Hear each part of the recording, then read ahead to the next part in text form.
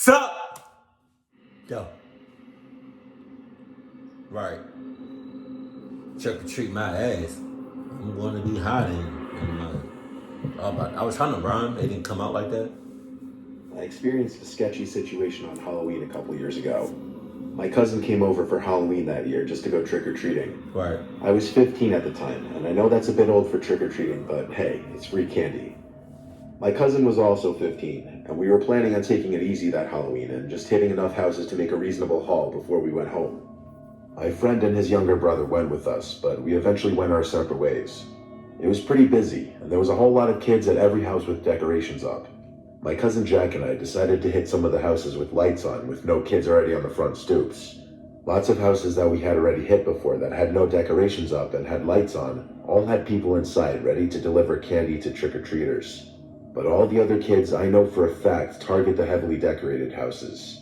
We ended up getting through like 4 houses in a minute because of no lineups.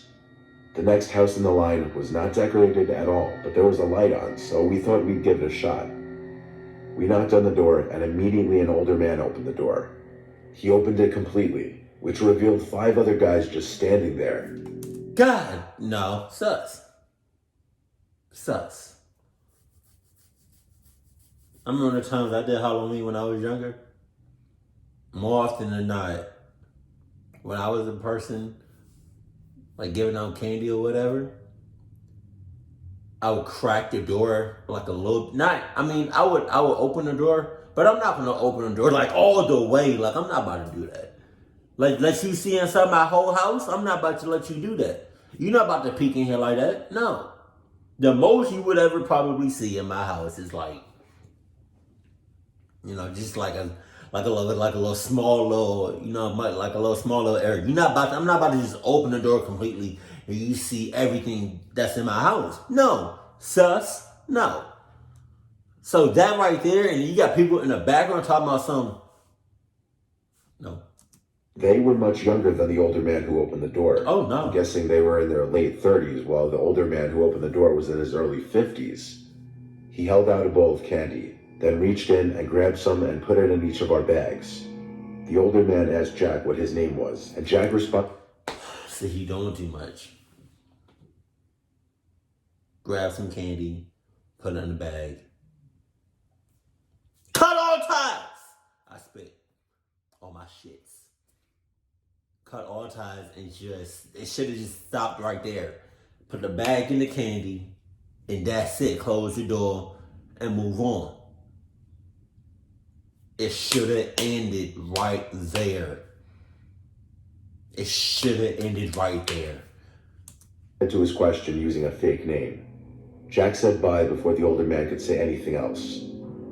We walked off the front stoop, and alarms immediately started going off in my head. Jack seemed alarmed as well, and we started talking about how sketchy that was. Why were there 6 guys right there when we opened the door? Why were they all acting so strange? Those were the questions that were floating around in my head. Jack and I were a little spooked because of how weird that was. That was the only thing that really spooked you?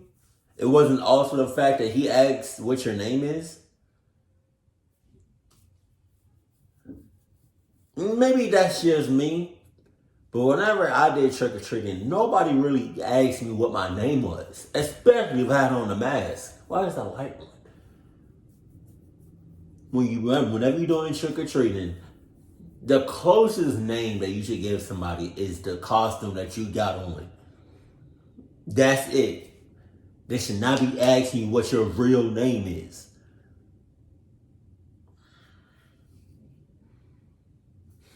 Jesus.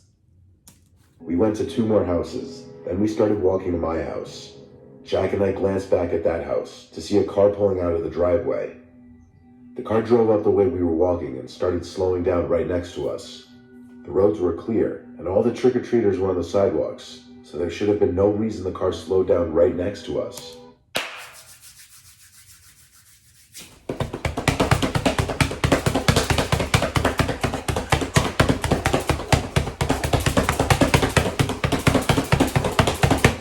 That was so long. That was the longest I ever did that shit. My shits hurt.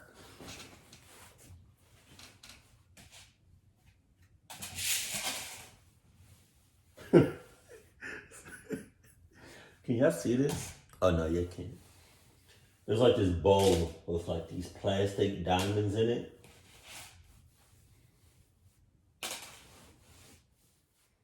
Alright, no, there we go. My shit's hurt after running like that. We picked up the pace a bit, and that's when another car sped up behind them, eventually beginning to go the same pace as the first car. Oh no! I recognized the guy driving the first car, and the guy driving the second car. The guy driving the first car was the older guy who gave us the candy, and the driver in the second car was one of the 5 guys just standing there suspiciously. There was also somebody in the passenger seat in the first car, but all I could see was the silhouette of the person. When Jack and I were 2 houses away from my house, we saw the first car parked right across the street from my house. You got, first of all, do not go to your house. Do not go to your house. Second of all, you got all these houses, all these roads, all these little sidewalks, all these little, why don't y'all split up and make some turns, make some circles, some triangles, some squares, some X's, some O's, some hexagons. Basically what I'm saying is, why don't y'all haul ass in some all different types of directions, making lefts, turns, double lefts, make a little triangle, make a little circle. Like, you're in a whole ass neighborhood right now. Bob and weave.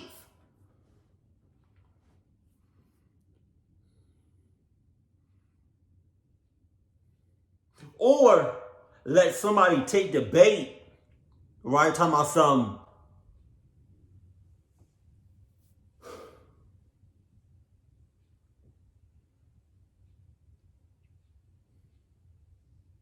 Yeah. We're in a fucked up situation right now. I know what to do.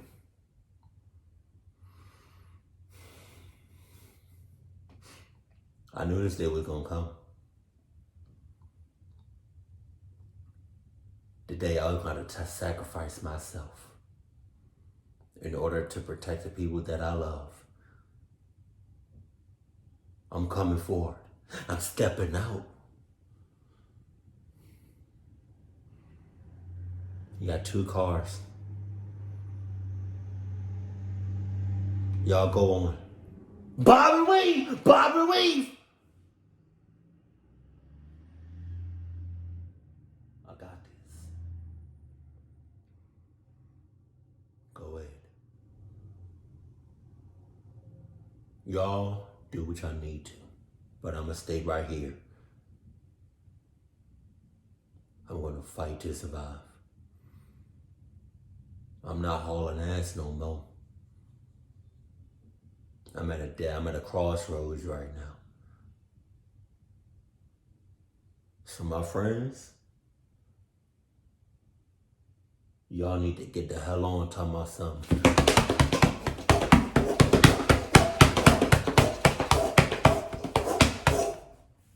Cause I got this.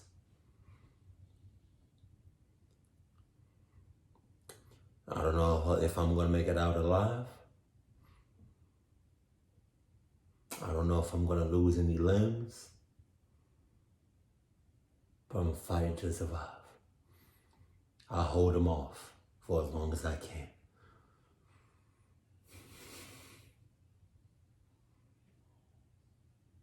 Go. I got this.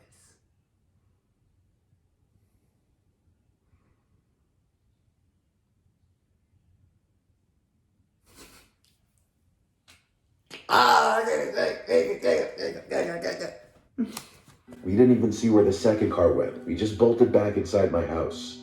Our parents, who were sitting in the living room talking, asked us what was wrong. We told them the whole story, and when we were finished, we went to the window to check if that car was still parked across the street, and it was. But then 5 seconds after I checked, it drove off. It had probably been parked there for the 5 minutes since we went inside my house. My mom and Jack's mom wanted Jack and I to go show our dads the house where all those guys were in.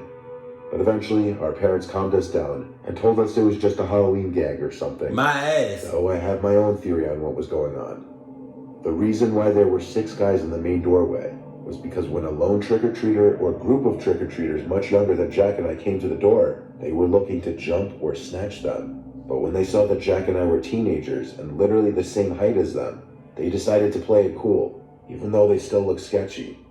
And why they were following us in their cars, we will never know. But when the night ended and everyone was off to bed, I realized that house is only 1 block from my house. Jesus. Stay cool, stay calm and collective with a Glock right here and This was Jesus many right years here. ago. My old buddy Anthony and I were getting on our costumes to go trick-or-treating. We started going house to house just like a normal night. We got to the old part of our neighborhood where our parents would tell us not to go because we were only 12 years old and we didn't know our way around there. We walked up to the first house there, and a nice lady opened the door who gave us big Hershey bars. After that, while we were walking to literally only the second house in this part of the neighborhood, this random guy came screaming and running towards us down the street. Oh no. He came out from behind a church. We thought it was just a Halloween prank at first, like anyone would, so we stood there just laughing. But as soon as he got up to us, he tried taking the pillowcase full of candy out of my hands, so my buddy Anthony started hitting him with his pillowcase. By the time we got to this old neighborhood, we had a lot of candy, so being hit with that pillowcase surely had to hurt. Anthony was hitting him until he let go of the pillowcase and started running away. We thought that was the end of him, until we started walking back, extremely shocked and confused. I called my mom and asked her if she could pick us up because we were pretty far from home, and that whole experience kind of made us want to get off the streets. As soon as she got to our location, we explained what happened, and she almost didn't believe us. That's how ridiculous it sounded. We got home around 10 p.m., and shortly after that, there was a knock at the front door. My dad figured it was just a late-night trick-or-treater, so we went to answer the door, and standing there was a man in a jumpsuit with a Michael Myers mask. Oh no! My dad was confused because he was wondering what he was doing out alone trick-or-treating, and based on his height and build, he looked like an older man, not a kid or a teenager. Either way, my dad just gave him candy and didn't really care to say anything. But while Anthony and I were sitting on the couch, we noticed him staring at us. Like his masked face was staring right at us. Oh I no. felt slightly unsettled by it and was waiting for him to just turn and leave. My dad ended up shutting the door in his face when he wouldn't walk away. So fast forward to like 1 in the morning. We were about to go to bed, but on our way upstairs, we heard a knock at the door. There was no way I was opening the door at that hour. I'm I saying. knew this couldn't be anything good this late. It's what? So I went to tell my dad there was a knock at the door, and he said just ignore it. So Anthony and I go up to the room and turn on a movie. Anthony heard something though, and told me to mute the TV, and when I did, I heard it too. It was the sound of leaves crackling in the backyard.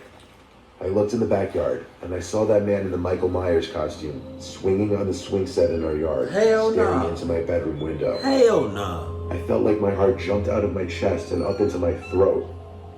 It's like he was purposely recreating a scene from a horror movie to scare us. I ran into my dad's room and told him that the man in the Michael Myers costume was on our swing set.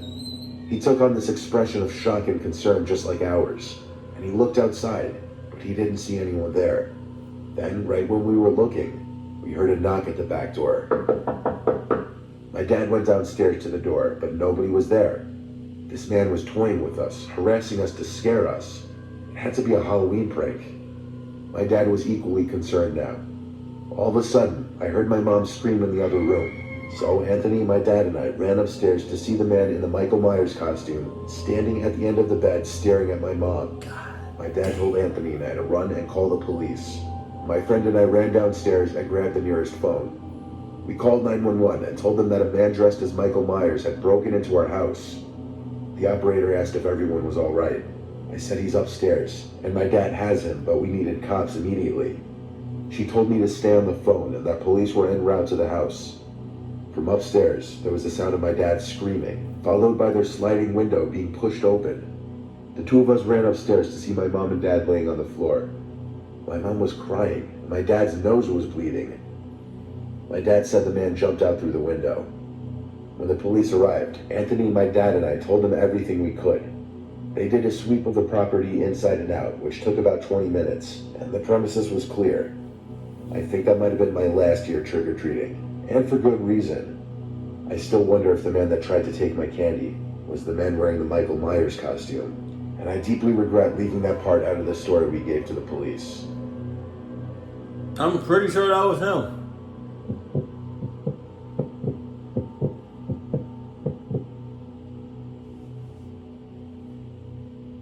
Halloween was always Right. one of my least favorite days of the year. I never had a lot of friends in middle school or high school, so I never really had any plans on Halloween. In middle school, I didn't really go trick-or-treating, and in high school, I never really went to any Halloween parties. This was also at a time when my sister was away at college, so due to the fact that my parents were hardly ever home, I'd usually be home alone. This was one of many Halloween nights that I was left home alone. Halloween was on a Friday this particular year, so kids were out in droves and later than usual. My parents were gone for the week. My mom left a bunch of bags of candy for me to hand to kids. I got kind of sick of the doorbell ringing every 5 minutes all day, so eventually I just poured an entire bag of candies into a plastic bowl we had in one of the kitchen cabinets. My mom never really liked leaving a bowl on the stoop, but she wasn't there, so what was she gonna do? That lasted a good while because the constant ringing of the doorbell stopped for a couple hours at least, and when the bowl was empty, I refilled it. I wasn't expecting to hear the doorbell again the rest of the night because Okay. I don't really eat candy. I don't eat candy I don't eat candy anymore. Or I don't eat as much as I used to. Right? But I'm trying to back off because I've had candy. I've eaten so much candy in my lifetime. I just need to be doing like a little. It's hard. It's hard because candy is good. But like my all-time favorite candy, I think some of y'all know this. My all-time inexpensive favorite candy is Twix. Then my most favorite expensive candy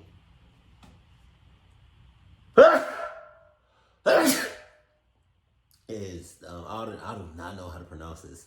The Ferrero Rocher candy.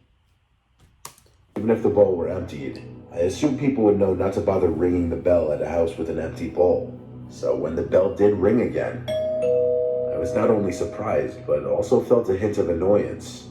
I ignored the first ring, but about 30 seconds later, there was another ring.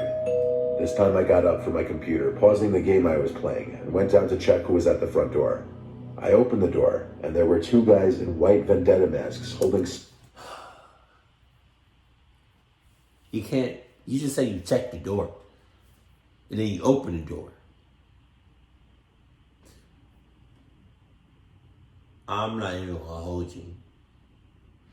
I would have checked the door and then went back to my game and played that for the rest of the night. Trick or treat is over. All plastic bags with very minimal candy inside, it seemed. Neither of the two of them said trick or treat. They just ominously both stood there and then lifted up their bags and held them open. Oh no! I said, hang on, I'll get more candy. I felt intimidated, if I'm being honest. I went to get the bag of Reese's and grabbed a few to put in their bags. When I dropped the candies in their plastic bags, one of them, I don't know which, asked in a monotone voice, "Are you home alone?" I said no, but with a stutter because the question scared me. I said, "My parents are here." Then I said, "Have a good night," and shut the door. I waited by the door listening to see if I'd hear them walk down the steps. I finally heard footsteps leaving, so I felt relieved and started going back upstairs. But that question, "Am I home alone?" kept haunting me. I couldn't just go back to my game after hearing that.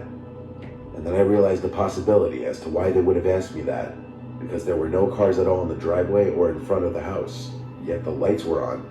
Then when I, an at the time 14-year-old kid, opened the door, I probably looked like the easiest target ever. My paranoia was clearly justified though, because while sitting at my desk trying to get back into my game, I heard this loud bang from my window. I was on the second floor, so clearly something was just thrown at the window. My heart started to pound the inside of my chest again. In response, I turned off the computer screen and desk lamp to bring darkness into the room. I then looked out the window, and though I couldn't see anything out there because it was too dark, another object was thrown at the window right in front of me, this one scaring me even more than the last.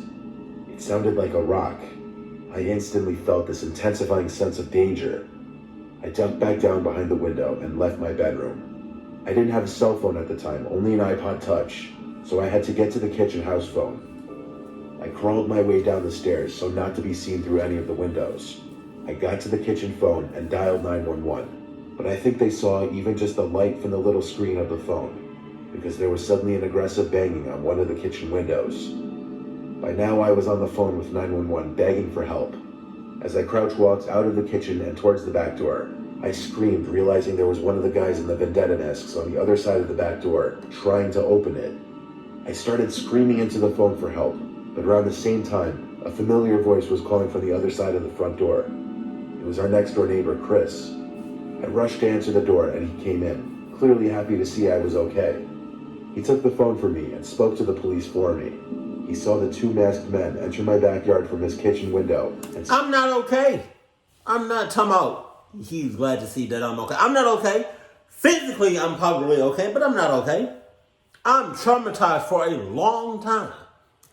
them throwing multiple things at the windows of the house. By the time any police officers arrived at the house, those two masked men clearly knew better than to have stuck around. Chris invited me to sleep at his place for the night just to be safe. He was good friends with my dad before he moved, so he really didn't mind helping me. Having good relations with your neighbors may just save your life one day, you never know.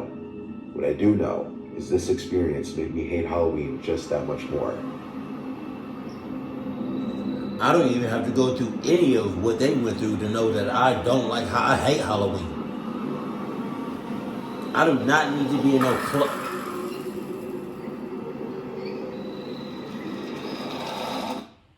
I do not need to be in no cluck ass situation for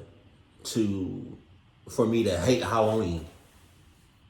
I never have and it never will be. So with that being said, I hate Halloween. The only thing I like about Halloween is the candy and like the different flavors that come out only like during the Halloween time. That's it. Other than that, no, nah. Now, if you all like Halloween and love Halloween and like going out and shit like that, then by all means, go right ahead. But my ass, no. That's, nah. I'm trying to see.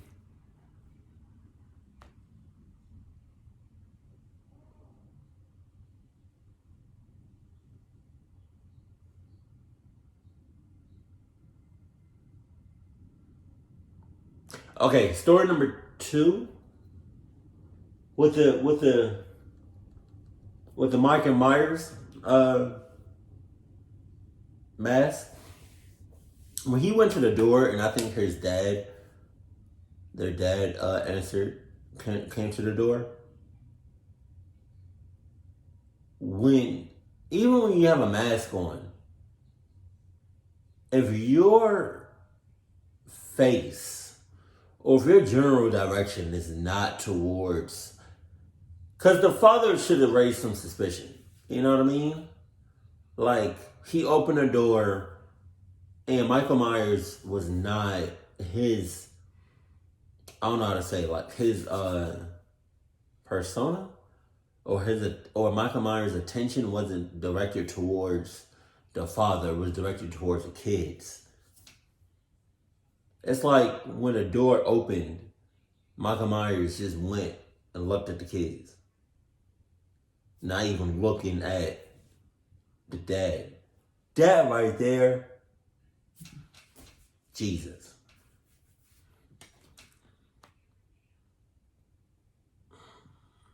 But I just want y'all to be safe. Please be safe. Please be safe. Please be safe. Every year. Every single year. Please be safe. Keep it cool. Keep it classy. And I love you. Happy Halloween. Glass.